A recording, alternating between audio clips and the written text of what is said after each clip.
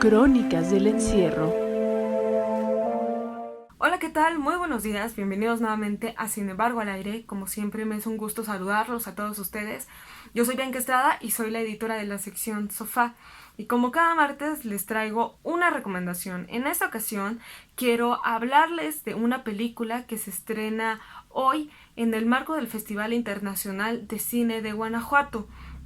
Una película bastante interesante que nos habla de un tema que no es muy conocido aquí en México. Y quiero empezar preguntándole a usted. ¿Usted ha escuchado de Jacobo Greenberg? ¿Ha oído hablar de la desaparición de este personaje? ¿No? Bueno, déjele cuento que él es un científico mexicano que desapareció en 1994. En diciembre se van a cumplir 26 años de su desaparición y justamente todo el misterio que pues rodea a este caso lo aborda el documental El secreto del Dr. Greenberg, que es dirigido por el español Ida Cuellar. Pues una cinta bastante interesante, compleja, pero compleja en su desarrollo. De verdad vale la pena no quitarle el ojo. Y para explicarle un poquito más de qué va esta cinta, vamos a escucharlo de la propia voz de su director, con el que tuvimos la oportunidad de hablar para esta sección. El documental cuenta la historia, cuenta la historia de Jacobo Greenberg, ¿no? Un científico mexicano muy interesante que en los años 70 y 80 estuvo haciendo, él era neurofisiólogo, tenía un laboratorio en la UNAM, de los más grandes que había ahí. Y bueno, él estaba estudiando, claro, intentaba explicar fenómenos que estaban intentaba explicar los fenómenos, de percepción extrasensorial o paranormales o así a través de la ciencia, ¿no? Es un poco en el tema en el que él se fue metiendo, demostró la telepatía en los años 90, 80, y, y bueno, llega un momento en su vida que él desaparece, ¿no? Entonces la película un poco trata de explicar a través de la desaparición de este personaje un poco, pues, toda su vida y sobre todo la importancia la relevancia y el interés de las investigaciones que él estaba haciendo, ¿no? Déjale cuento un poco más acerca de Jacobo.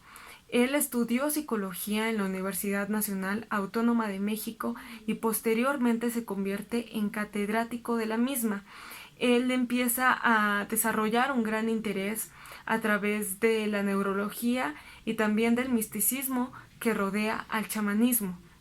Y empieza a crear nuevas teorías que tienen que ver con la telepatía.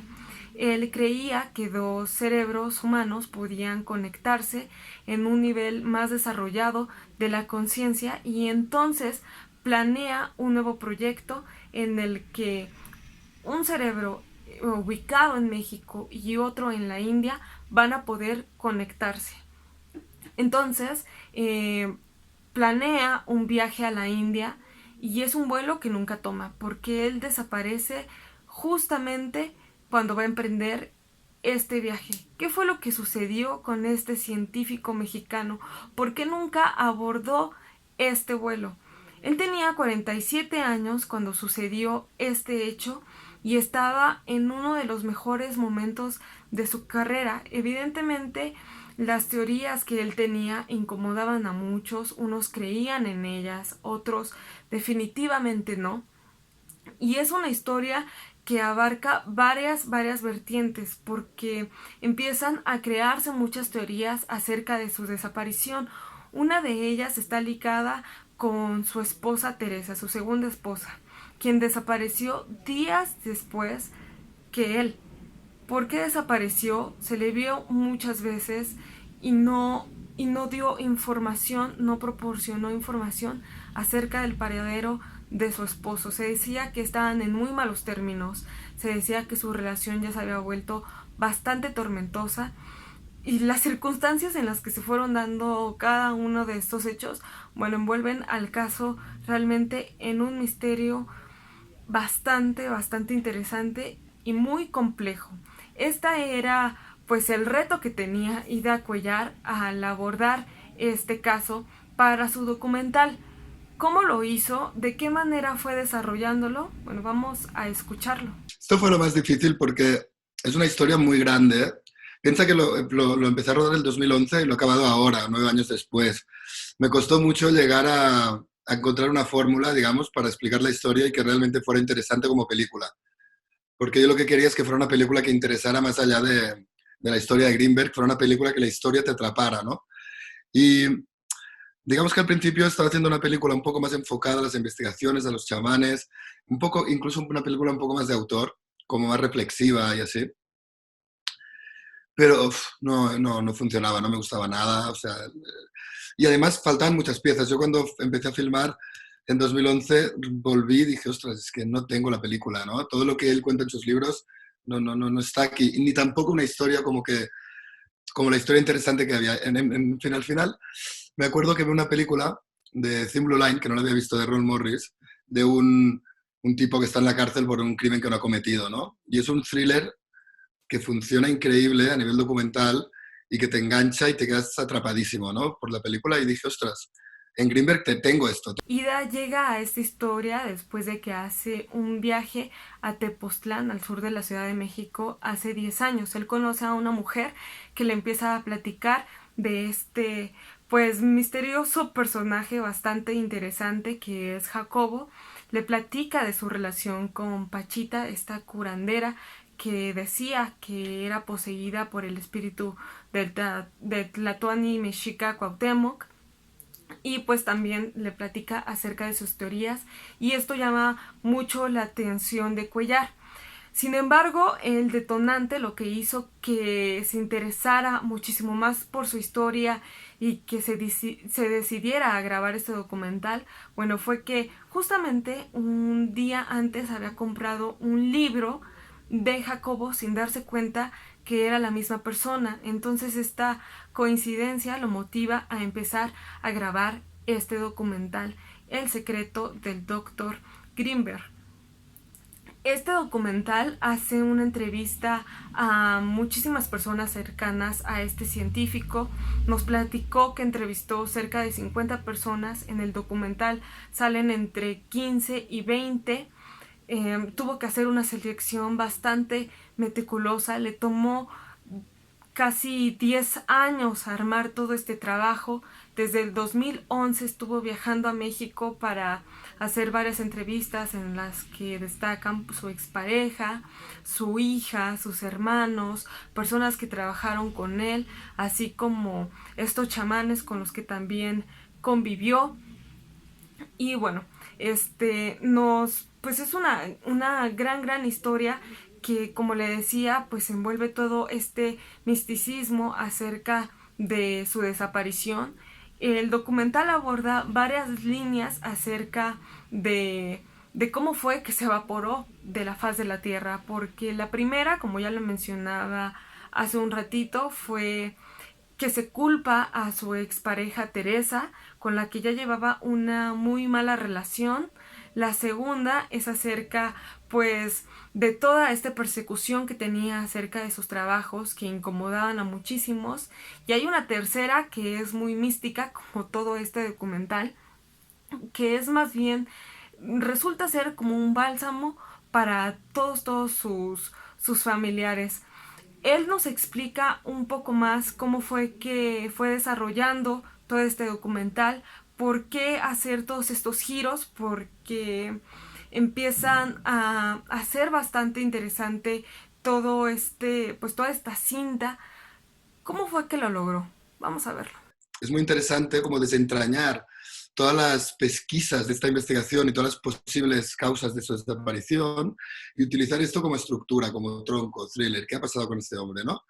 Porque hay 1000 causas y cada causa tiene una historia detrás que se liga con una de las propias vidas de Greenberg. Entonces, el thriller, digamos, fue lo que me dio pie a tener una estructura sólida, interesante, para después desplegar un poco pues, las diferentes historias, investigaciones y distintas vidas de Greenberg. Un personaje clave de todo este documental es el comandante Clemente Padilla, quien fue encomendado a este caso por voz del propio procurador de ese entonces.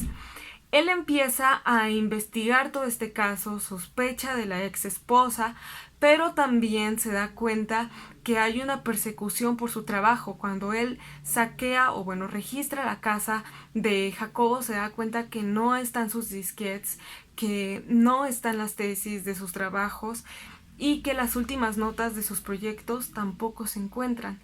Entonces empieza a desarrollar nuevas líneas en toda su investigación.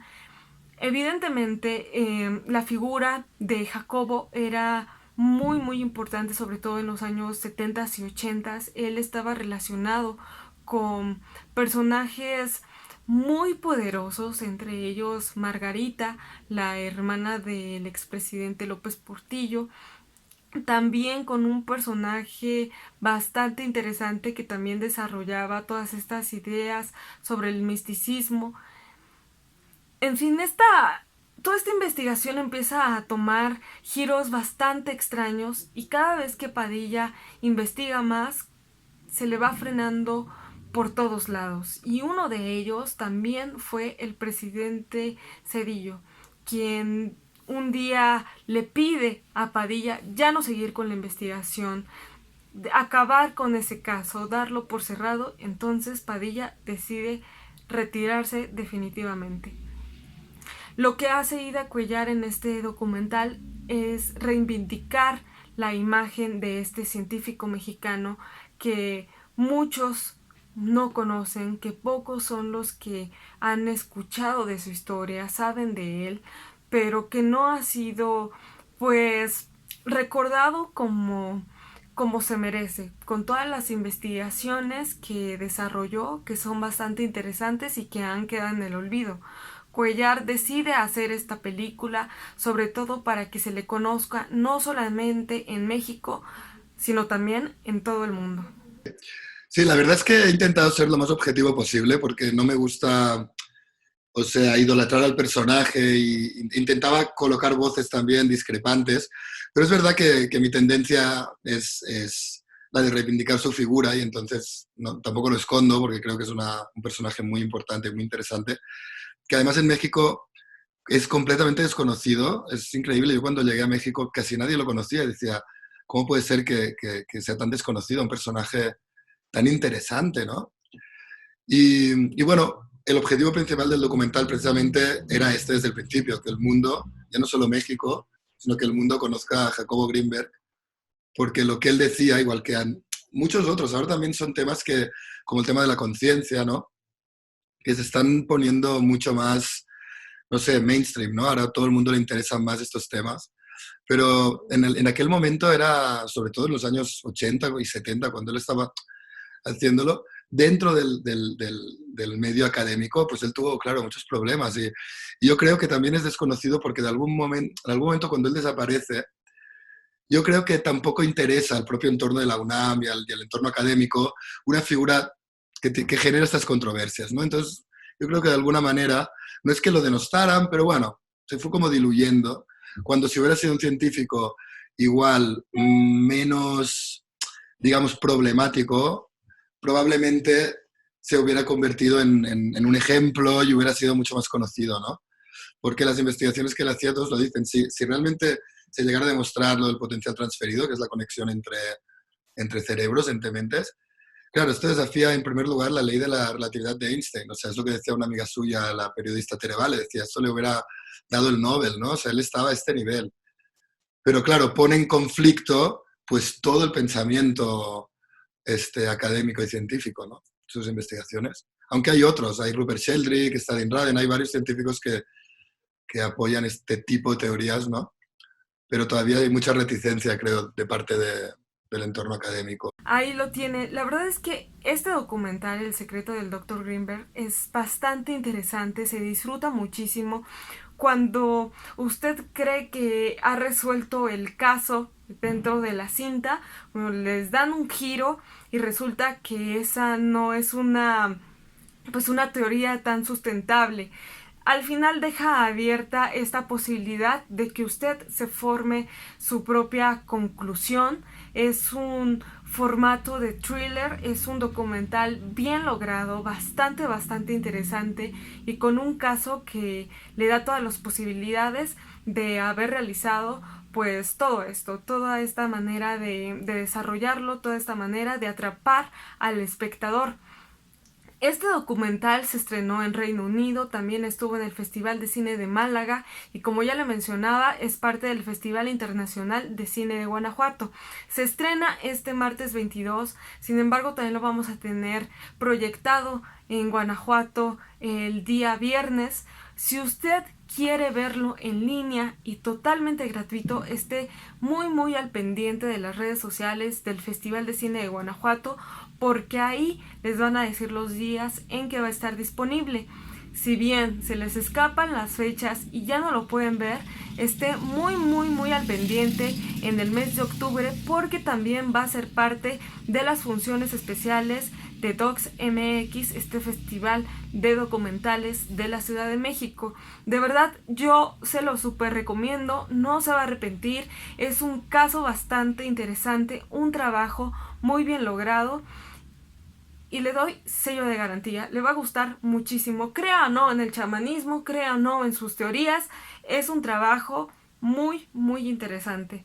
Y pues bueno, hasta aquí mi recomendación del día de hoy. Muchísimas gracias por acompañarme. Lo invito a seguir a Sofá a través de la página de Sin embargo MX. Les recuerdo que ahí tenemos todas las novedades acerca del mundo del entretenimiento, cine como el día de hoy, mucho streaming, series, documentales que también nos encantan y muchas opciones de hacer entretenimiento, de ver entretenimiento de forma totalmente gratuita. Yo soy Bianca Estrada, muchísimas gracias por acompañarme. Síganme en mi cuenta de Twitter, Bianca sin la A y con K Estrada. Ahí estamos, ahí están todas las recomendaciones que les vamos dando día con día. Y pues claro, que sea un canal de comunicación entre ustedes y yo para que ustedes me den los temas, para que nos digan de qué hablar en esta sección. Nuevamente muchas gracias, que tenga usted una excelente tarde. Hasta la próxima.